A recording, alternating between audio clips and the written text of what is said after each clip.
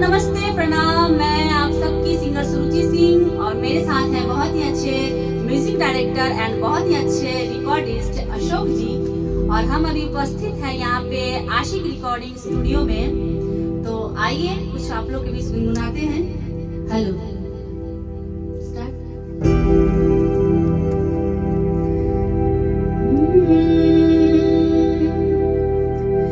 कि बाबा दिहले टीकावा से हो रे हम ते जब से हो रे हम ते जब बलमुआ कैसे ते जब रे छोटी नदी बलमुआ कैसे ते जब रे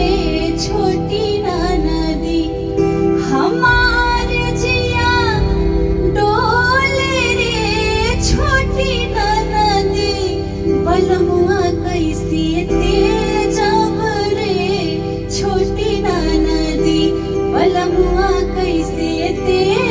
जब रे छोटी नदी टिकावा टिकोलिया झुमका पायलिया सगरो सिंगार बाया घोरा कवनो सुहागिन के दिल के पियसिया पियवा के प्यार करे पूरा सिंगरवा सब तेज बोरे छोटी नदी सिंगरवा सब तेज बोरे छोटी नदी सेनुरवा कैसे तेज बो छोटी नदी सेनुरवा कैसे तेज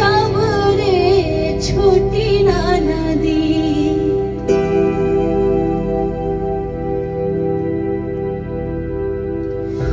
नीमन नहीं हरे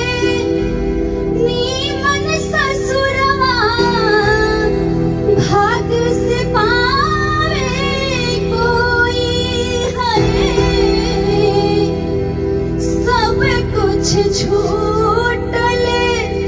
हमरा से बढ़ के आ कवन अभागिन होई खजनवा सब तेज बोरे छोटी नदी खजनवा सब तेज बोरे छोटी नदी सजनवा कैसे तेज रे